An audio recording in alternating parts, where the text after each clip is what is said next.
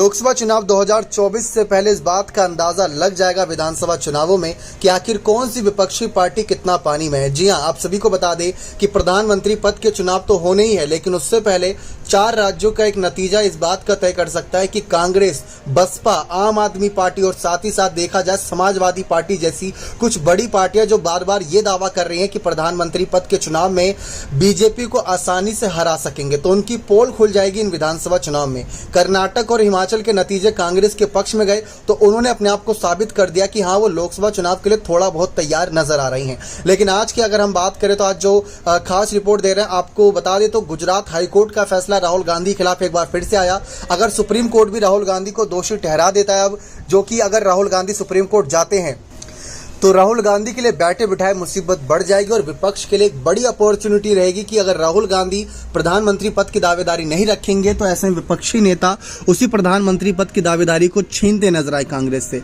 लेकिन इसमें बसपा कहां स्टैंड करती नजर आ रही है। अब बात मायावती की पार्टी करें, जैसा कि हम आपको रोज ही जानकारी कोई ना कोई बड़ी दे रहे हैं कि मायावती अगर ये कर लेंगी तो शायद प्रधानमंत्री पद की दावेदार बन जाए या फिर कोई और कड़ा कदम उठा ले जिसमें कांग्रेस से गठबंधन या सपा के साथ दोबारा जाना या फिर अगर देखा जाए एनडीए में ही शामिल हो जाना, तो क्या कुछ समीकरण बन सकते हैं कि आगे मायावती के लिए मौका बने।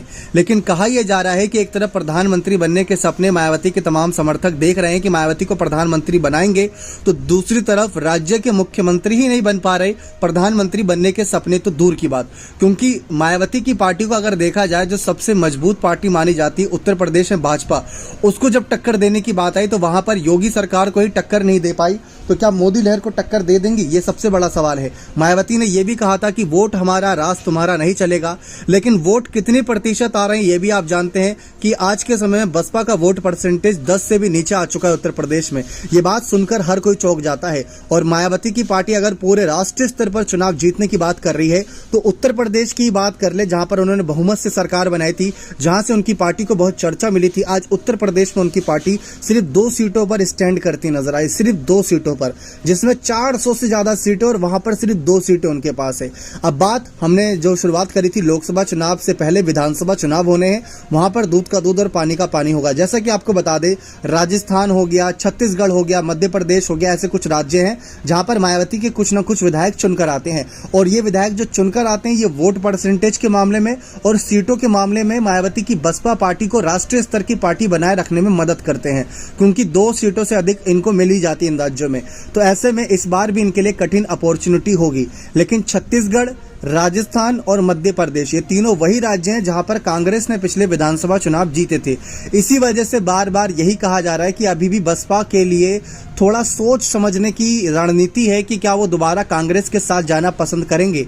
लोकसभा चुनाव अभी दूर है, 1 साल का वक्त बचा है, लेकिन उससे पहले जो ये राज्य चुनाव होने हैं, अगर बसपा यहां पर कांग्रेस का साथ लेकर या साथ देकर आगे बढ़ती है तो बसपा को भी फायदा होगा। क्योंकि कहा यह जा रहा है कि जो पिछड़ा, अल्पसंख्यक, मुस्लिम, दलित अलग अलग वोट बैंक है, वो वोट बैंक बटा हुआ है, क्योंकि अलग अलग क्षेत्रों में अलग अलग कुछ ऐसी पार्टियां हैं, कुछ उनके नेता हैं जो सामने आ गए। जैसे उत्तर प्रदेश में ही मायावती के बड़े प्रतिद्वंदी चंद्रशेखर आजाद रावण आ गए हैं, जो दलित वोटर्स को अपने साथ जोड़ना जानते हैं। दूसरी तरफ कांग्रेस पार्टी की बात करें तो उनका भी यही वोट बैंक रहा है शुरुआत से।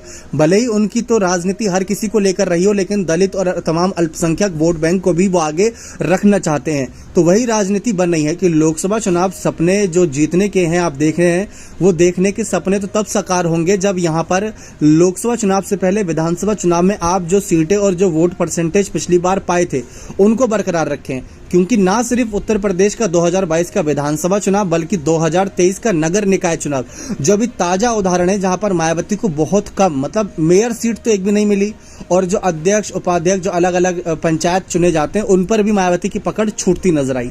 तो वहां पर जब मायावती की पकड़ ढीली हो गई, देखा जाए मायावती दिल्ली से लखनऊ आई थी और 3 से 4 महीने रही उत्तर प्रदेश में, अब वापिस दिल्ली गई है और इस बार उन्होंने चारों राज्यों की जिम्मेदारी अपने भतीजे आकाश आनंद को सौंप रखी है। तो एक तरफ पीएम मोदी, दूसरी तरफ राहुल गांधी, एक तरफ केजरीवाल, एक तरफ अखिलेश यादव, मतलब ये चारों पांचों नेता जो हैं ये खुद ही उतरकर प्रचार प्रसार करेंगे, लेकिन मायावती खुद दूर बैठकर दिल्ली की राजनीति से मध्य प्रदेश, छत्तीसगढ़ और राजस्थान जीतने के सपने देखेंगी। तो क्या आपको लगता है ये साकार हो पाएगा?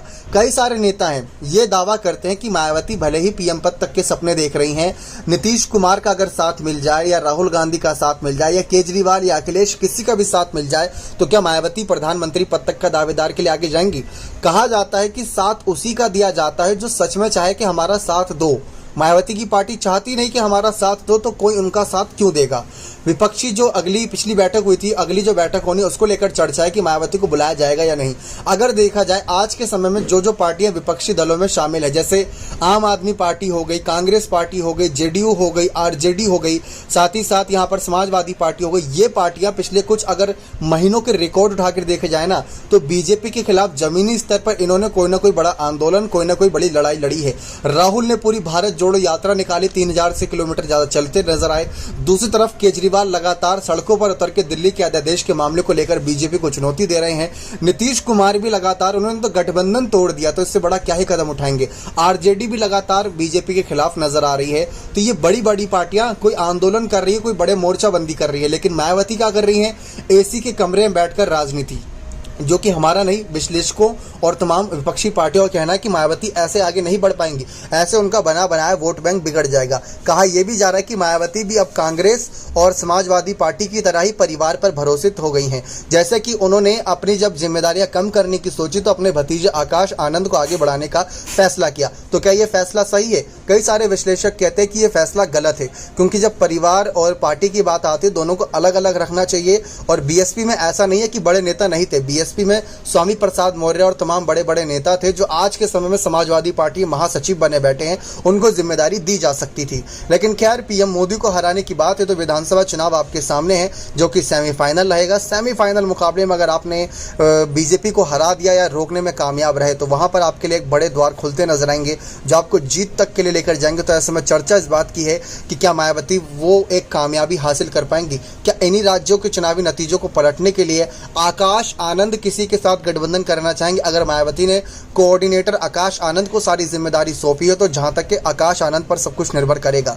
तमाम विपक्षी पार्टियों की अगर बात करें, अब कांग्रेस लगातार सक्रिय है, क्योंकि राहुल गांधी की सांसद सदस्यता पर फैसला नहीं आया है उनके समर्थन में। तो ऐसे में कांग्रेस पार्टी भी यही सोच विचार कर रही होगी कि अगर लोकसभा चुनाव से पहले राहुल को सांसद कुर्सी वापस नहीं मिलती है तो अगला कदम क्या रहेगा कांग्रेस का पीएम फेज को लेकर। अगली विपक्षी दल की बैठक को लेकर ही बहुत ज्यादा चर्चा है कि इस बैठक में क्या कुछ निष्कर्ष निकाला जाए। शरद पवार मुसीबत में नजर आ रहे हैं, केजरीवाल मुसीबत में नजर आ रहे हैं, तेजस्वी पर भी सीबीआई की चार्जशीट की दर्ज हुई और उसमें उनका नाम सामने आता नजर आया। तो लगभग सब फंसे हुए, लेकिन मायावती इसलिए बची हुई क्योंकि उन्होंने अभी तक बीजेपी के खिलाफ कोई बड़ी मोर्चाबंदी करी ही नहीं। अब देखते हैं उनका क्या कुछ कदम रहता है और कांग्रेस का क्या कदम रहता है पीएम मोदी को हराने के लिए। लेकिन आपको क्या लगता है कि क्या सचमुच बीएसपी की मायावती बहन जी क्या सचमुच चाहती है लोकसभा चुनाव में जीत हासिल करना, या दबे जबान में, या फिर देखा जाए कुछ अपने निर्णयों की वजह से ही बीजेपी को एक अंदरूनी समर्थन करे? तो अपने कमेंट सेक्शन में जरूर रखिएगा। बहुत बहुत धन्यवाद।